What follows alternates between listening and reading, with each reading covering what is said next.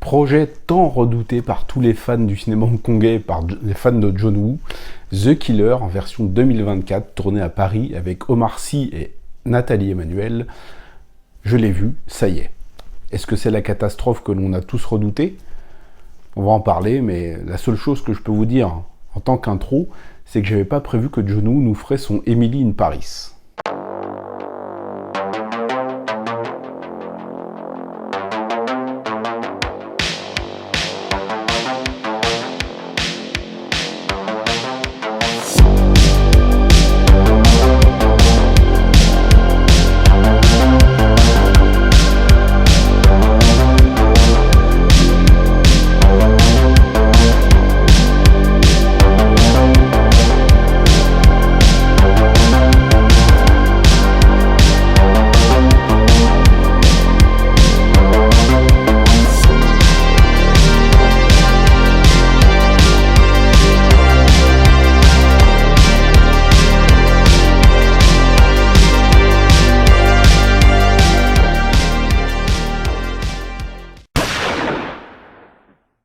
Salut à tous les amis, j'espère que vous vous portez bien. Alors je parle pas très fort parce que tout le monde dort à la maison. Je viens de regarder donc The Killer, voilà, version 2024. Relecture de son grand classique de 1989 avec Chow Yun-fat et Danny Lee, un grand film, un classique du cinéma hongkongais. Version donc 2024 avec Omar Sy dans le rôle de Danny Lee, Nathalie Emmanuel dans celui de Chow Yun-fat. Dès que ça a été annoncé, en fait, on a tous un petit peu crié d'horreur. Et on va voir si c'est vraiment justifié. Alors, le film reprend plus ou moins quand même les grandes bases du scénario original, c'est-à-dire un tueur qui devient ici une tueuse, attention, c'est woke, hein, n'est-ce pas, à en croire certains, qui va, lors d'une mission, blesser accidentellement une jeune chanteuse et va tout faire pour la sauver d'une organisation criminelle. Au final, j'ai pas trouvé tant que ça que le film se rapprochait de The Killer. Alors certes, il y a les grandes bases du récit, il y a les personnages, à peu près en tout cas.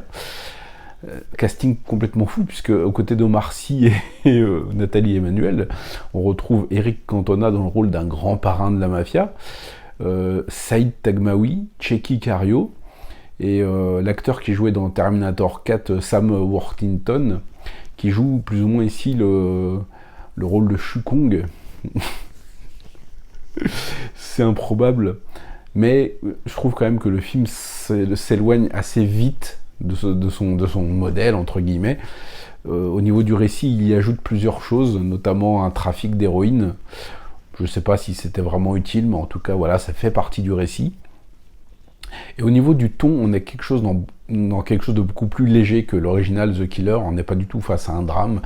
Ici, ça m'a vraiment plus fait penser à une relecture de Won Se-tie, dans le ton, en tout cas dans le fait que ça se passe en France, à Paris, que dans le grand lyrisme héroïque Blue Chill de The Killer. Là, on a quelque chose d'assez un peu fantasy, que ce soit dans l'action ou dans l'environnement, parce qu'on est dans une sorte de Paris fantasmé, ultra propre, ultra lisse, où tous les gens sont souriants, où c'est vraiment le fantasme Emily in Paris que John Woo a transposé dans cette version de The Killer. C'est beaucoup trop propre, le commissariat est immense, on n'y croit pas une seconde. Il y a des scènes à l'hôpital, dans un appartement parisien un peu dans les combles où vit Nathalie Emmanuel, donc c'est ultra propre, ultra soigné, ça fait vraiment très carte postale. C'est vraiment un Paris fantasmé. Le film aurait eu beaucoup plus d'impact niveau visuel si on était dans la réalité, c'est-à-dire un Paris sale, tout le temps en travaux. Oui, parce qu'il n'y a pas du tout de travaux dans ce Paris-là, hein. Ça serait cool qu'on puisse y vivre. Mais là, c'est ultra propre, ultra soigné. Il y a une lumière magnifique dans certains plans. Bref, on n'est pas du tout dans la grisaille parisienne quotidienne, avec les rues dégueulasses. Non, là, on est vraiment dans l'image idéalisée de Paris. Sans doute pour un export international. Après, John Woo, si on connaît un peu sa carrière, on sait que c'est un grand fan de cinéma français, notamment des films de Jean-Pierre Melville, par exemple, ou avec Alain Delon, qui d'ailleurs nous a quittés il y a peu de temps. Là, on sent qu'il n'a pas du tout eu les mains libres pour faire ce qu'il voulait faire. Mais je trouve, alors je n'ai visionné aucune review du film pour l'instant pour pouvoir enregistrer celle-ci sans avoir quoi que ce soit en tête. J'ai pas passé un mauvais moment devant le film, bien évidemment qu'on n'est pas dans un grand John Woo, évidemment, mais je trouve que le film a quand même des qualités. Je l'ai trouvé plutôt divertissant, assez absurde parfois, avec des touches comiques qui fonctionnent pas vraiment, mais il y a des scènes que j'ai, ma foi, plutôt appréciées, notamment la scène de l'interrogatoire à l'hôpital, ou le final dans l'église, qui n'a pas le 1/100e de la portée du film original, mais qui est quand même, je trouve, plutôt cool. On a des gunfights, on a des poursuites en moto, on a des combats à main nue. Ça fait le job pour moi. Alors bien évidemment, il y a 100 fois mieux ailleurs. On va pas se mentir. N'importe quel DTV chinois, film de Chris Yuo avec Andy On ou Fan Chung, c'est beaucoup mieux troussé, et ça fait bizarre de dire ça, mais c'est beaucoup mieux troussé que ce John Woo, mais je suis navré, ça va pas du tout être le film honteux que beaucoup de reviews vont essayer de nous vendre. Non, John Woo n'est pas mort, et ça c'est vraiment quelque chose qui m'agace au plus haut point, vous pouvez même pas imaginer. Il y en a qui ont vraiment le manque de respect assez facile quand on parle de John Woo. Il a quand même une carrière incroyable, il a fait des films incroyables. Mais vous savez, c'est les mêmes qui, lorsqu'on en parle de John Woo, ne vont citer qu'à toute épreuve Le Syndicat du Crime ou The Killer. À croire qu'il n'a rien fait avant, qu'il n'a rien fait pendant et qu'il n'a rien fait après. Voilà, moi c'est quelque chose qui m'agace au plus haut point. Le mec a signé parmi les plus grands films de l'histoire du cinéma. Il peut nous faire 250 bouses maintenant. Et encore, quand je vois ce que certains qualifient de bouse en parlant de John Woo, moi j'en veux bien comme ça tous les matins, il n'y a pas de galère. Ça n'entachera en rien sa carrière. Pour moi, John Woo est intouchable. Il n'a plus rien à prouver à personne, et j'ai eu l'impression qu'il a envie de s'amuser avec ce The Killer. Il a fait quelque chose de plus léger, de moins dramatique, avec quand même quelques idées de mise en scène. Alors bien évidemment, c'est très décevant, on parle quand même de John Woo, mais je suis désolé, non, c'est pas une merde. Il a fait l'effort de s'adapter au public français, puisqu'il a remplacé les colombes par des pigeons. Il y a des pigeons absolument partout. Ça, c'est peut-être un des seuls points réalistes du film. Au niveau du casting, je trouve que Nathalie Emmanuel, elle s'en sort plutôt pas mal. Voilà, elle joue une femme badass, une tueuse très douée, qui sait manier le fusil à lunettes, le fusil à pompe, les poings, le katana, le sabre, pardon. Je trouve que ça va. Elle apporte un peu de nuance dans son jeu, même si on croit pas vraiment trop à l'histoire de son personnage, qui d'ailleurs, il y a d'ailleurs des flashbacks assez très courts, vraiment très courts, de 10-15 secondes, pour nous apprendre un petit peu son passé, et c'est une catastrophe totale, sur le plan narratif et visuel, c'est une horreur absolue, ça tient pas debout. Il aurait rien dû rajouter à ce niveau-là, on s'en passe parfaitement, c'est vraiment honteux, et il y a même des scènes qui sont étranges, au niveau visuel, il y a un dialogue dans l'appartement entre Nathalie Emmanuel et la jeune chanteuse aveugle, et j'ai l'impression qu'ils ont tourné ça sur fond vert, alors je comprends pas pourquoi, mais tu vois les deux personnages parler en chant contre chant, et tu vois derrière c'est un fond vert, et t'as l'impression que les personnages sont plus petits que le décor, enfin je sais pas, c'est ultra bizarre.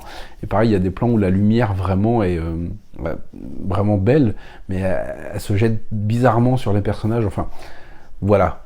Il y a quand même des plans assez chelous, mais c'est contrebalancé par des plans plutôt beaux, des plans aériens de Paris, sur les quais de Seine par exemple, j'ai vu pire ailleurs, quoi. Faut quand même pas oublier que John Woo, il sait manier une caméra, il sait gérer l'action, il y a des scènes plutôt sympas, notamment dans l'hôpital, alors bien évidemment ça ne touche même pas la cheville, même pas l'ongle de pied du petit doigt du final de À toute épreuve, c'est même pas comparable, mais il y a des idées plutôt sympas. Globalement, je trouve que le film est plutôt bien rythmé, je me suis pas ennuyé, même s'il y a des aberrations scénaristiques incroyables, genre l'évasion de Nathalie Emmanuel au commissariat, mais c'est du niveau écriture, niveau CP, et je pense que ma fille, elle écrit des scènes mieux que ça. Il y a des grosses facilités, mais j'ai pas trouvé le film désagréable. Voilà, je suis pas en colère ou quoi que ce soit, je m'attendais pas à pas grand chose, et globalement, j'ai vu pire ailleurs, quoi. J'ai vu des films pires que ça, que d'autres gens vont valider et vont cracher sur The Killer sous prétexte que c'est du John Woo. Je suis désolé, C'est un actionneur sans prétention, au ton plutôt léger. Il y a des scènes réussies. Il y en a d'autres qui sont aberrantes et assez catastrophiques, faut bien le dire. Je suis pas un grand fan de la musique non plus, mais je peux pas dire que c'est un film honteux. Je me suis même surpris à penser que je le reverrai sans doute avec plaisir, parce qu'il y a une sortie salle de prévu, je crois, donc voir un John Woo en salle, moi, quelle que soit la qualité du film, bah, j'y vais. Je me pose pas de questions, c'est un de mes réalisateurs préférés. Et si je reconnais que The Killer a de gros problèmes, niveau écriture, niveau parfois au niveau du montage de certaines scènes ou certaines facilités scénaristiques, c'est pas un film qui mérite d'être détesté, c'est pas un film qui mérite d'être porté aux louanges non plus. C'est un actionneur sympa que tu regardes sans prise de tête. C'est un peu triste, oui, parce que c'est du John Woo, et John Woo nous habitue à des monuments de cinéma intenses et inoubliables. Mais voilà, pour moi, il n'a plus rien à prouver. Il s'est fait son petit kiff à Paris, ça aurait pu être bien mieux, mais je pense qu'il avait un peu les poings liés quand même. Il pouvait pas faire tout ce qu'il voulait. Donc voilà, le film est sorti, c'est pas une catastrophe, c'est pas une franche réussite non plus. Mais je prévois déjà les torrents de haine sur le film et sur John Woo, et ça me fatigue d'avance. Donc je voulais vous donner mon avis, voilà, un petit peu à chaud. Dites-moi si dans les commentaires vous avez pensé la même chose que moi, ou si vous êtes vraiment déçu, ou si comme moi vous y avez vu des qualités. N'hésitez pas à me faire un retour. En tout cas, je vous souhaite une belle fin d'été. C'est bientôt la rentrée.